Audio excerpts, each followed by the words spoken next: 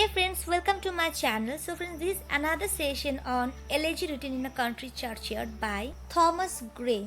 So in this session, I'm going to discuss from stanza number 17 to the last stanza, means stanza number 32. And in one of the previous sessions, I had discussed about stanza number 1 to stanza number 16. So I will provide the link in the description box. Don't forget to check that out also.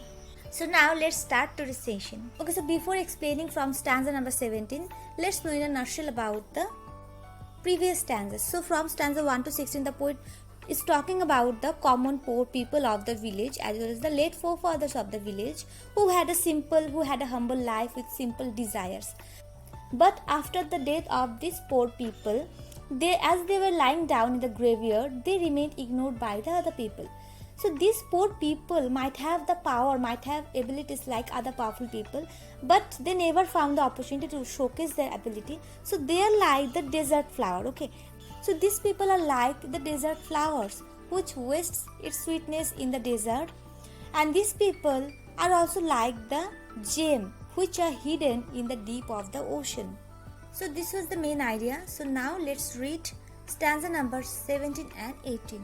Their lot forbid, nor circumscribed alone, their growing virtues, but their crimes confined, forbid to wade through slaughter to a throne, and shut the gates of mercy on mankind. The struggling pangs of conscience, truth to hide, to quench the blushes of ingenuous shame, or heap the sheen of luxury and pride, with incense kindled at muse's flame. So friends, in order to understand stanza number 17, we have to talk a bit about stanza number 15 and 16. So in the stanza number 15, the poet compared the humble poor villagers with three powerful people: John Hampden, John Milton and Oliver Cromwell. So these three people opposed the tyranny of the contemporary King Charles I. Likewise, the dead people of the village might have the power to oppose or might have the ability to oppose against the tyranny of some powerful people, but they never find the opportunity. So here this is the main thing, okay. So the stanza number 17 is the continuation of thought of the previous stanza number 16. Here the poet is saying that as the village people were poor, they were uneducated. That's why this impoverished condition of the poor people forbade them from becoming great rulers, from becoming great political leaders. So it is poverty that prevented people from acquiring power. But side by side, this poverty also prevents people from committing sins and from committing crimes that were associated with power. Again, this thought continues in the stanza number 18. Here the poet is saying that these people are not powerful, but they never had to ignore their consciences.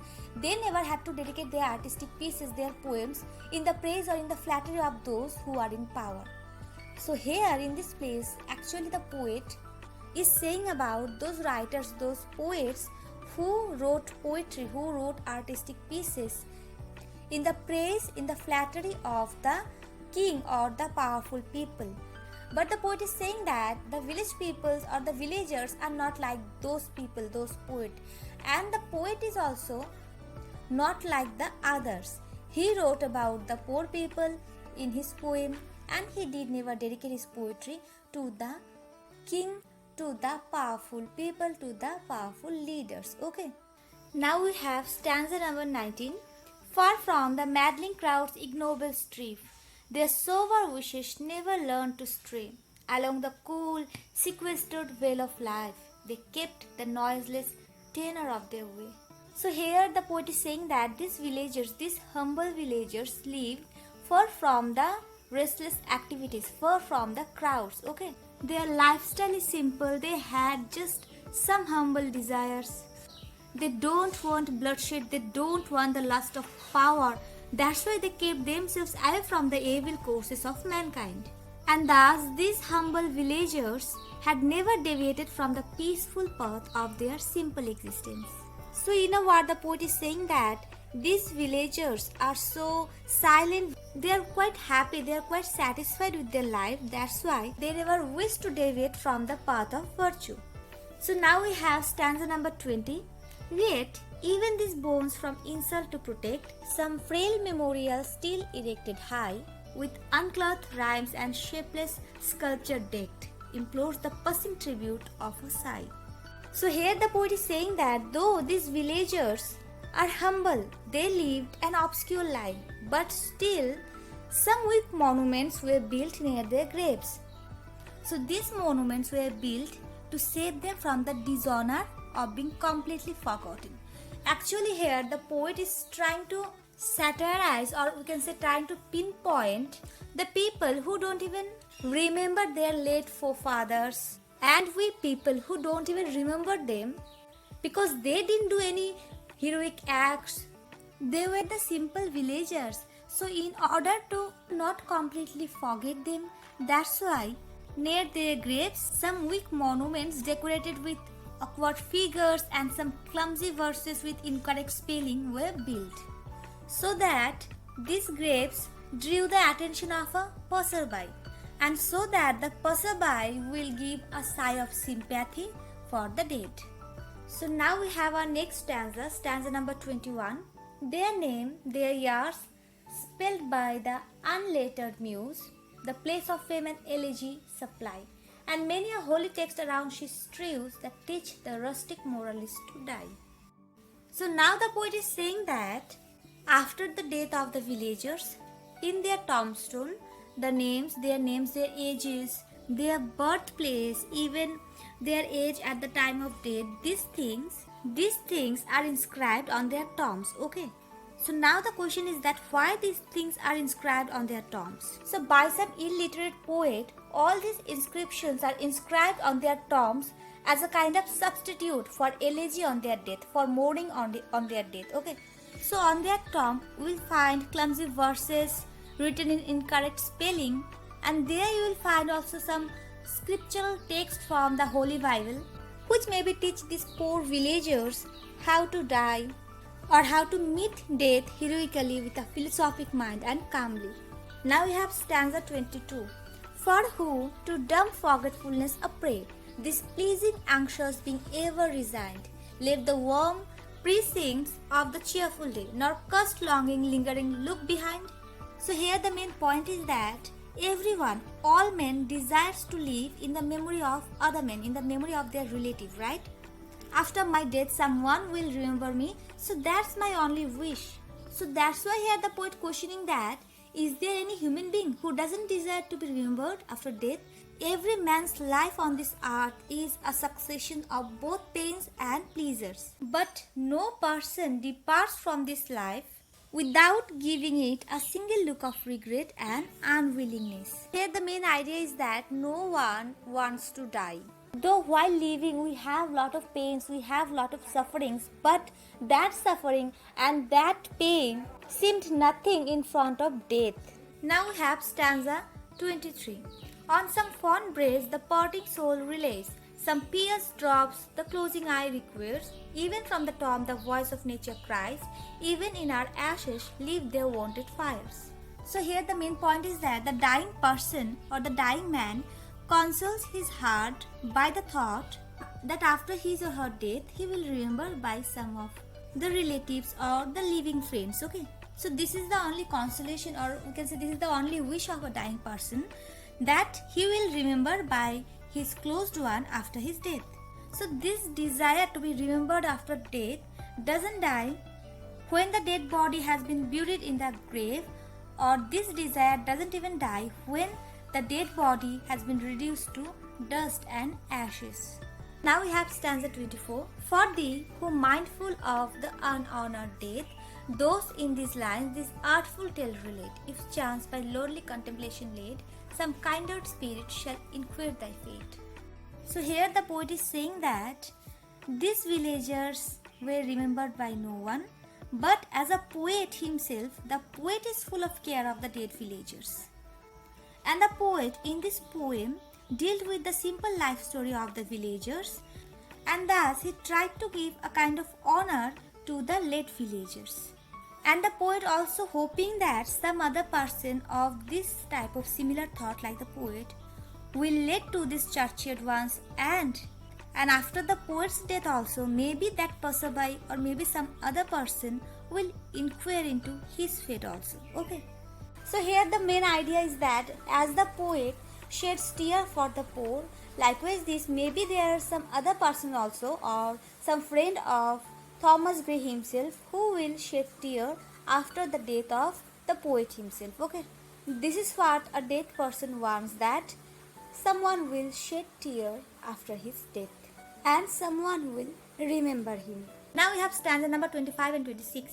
Happily some hoary-headed swain may say, oft have we seen him at the peep of dawn, brushing with hasty steps the dews away to meet the sun upon the upland lawn. There at the foot of yonder nodding beech, that reads its old fantastic roots so high, his listless lane at noontide would he stretch and pour upon the brook that babbles by.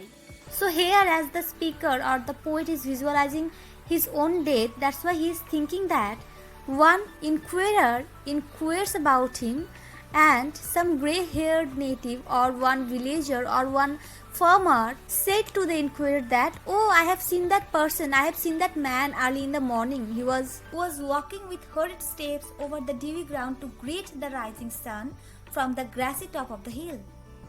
Under the nearby beech tree, which is shaking its branches in the wind and which has its roots strangely twisted together above the surface on the ground. So under that beech tree, the person was laying down, stretching his body in an idle manner, and he was gazing thoughtfully at the stream that flows with a murmuring sound. So thus the poet is visualizing that the grey-haired native or the farmer said these things to the inquirer. And this imagination of the poet continues in the next three stanzas. Okay. So now we have stanza number 27. Hard by yon wood, now smiling as in scorn.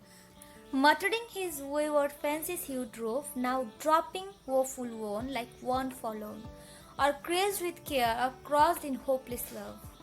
So here again the poet is talking about himself. Okay, the poet is thinking that the old farmer maybe closely observed the poet and the poet's mood, that sometimes he looks so dejected, sometimes he looks sad like a lonely man. Sometimes he used to wonder by smiling at the wayward ways of the world, and sometimes he also looked as dejected as a disappointed lover. So now we have stanza 28-29. One morn I missed him on the accustomed hill, another the heath and near his favourite tree. Another came, nor yet beside the rill, nor up the lawn, nor at the woods was he. The next with dirges, dew in sad airy, slow through the churchyard path we saw him borne. Approach and read, for thou canst read the lay, graved on the stone beneath yon age throne. So again the poet is visualizing his death. So here the poet is saying that one day the old farmer didn't see the poet on the hill, and the poet also was not seen under the beech tree. And the next day also the poet was not seen under the beech tree or near the stream. The farmer also didn't see the poet in the woods. Then after this day, in the next morning, they saw his dead body being carried in a coffin by a group of mourners, and they were singing mourning songs.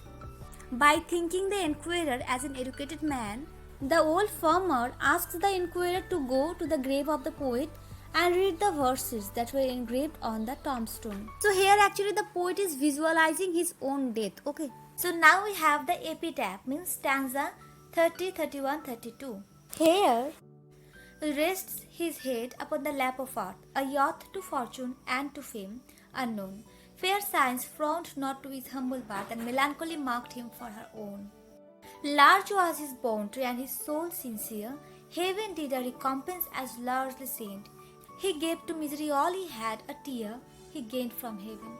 It was all he wished, a friend. No farther seek his merits to disclose, or draw his frailties from their dread adobe. There like in trembling hope repose, the bosom of his father and his God. So here in this epitaph, the poet contains some biographical notes. Here the poet is saying that this grave, which is in the lap of earth, in this grave there lies buried a young man. This young man lies like a child who is sleeping peacefully upon the mother's lap.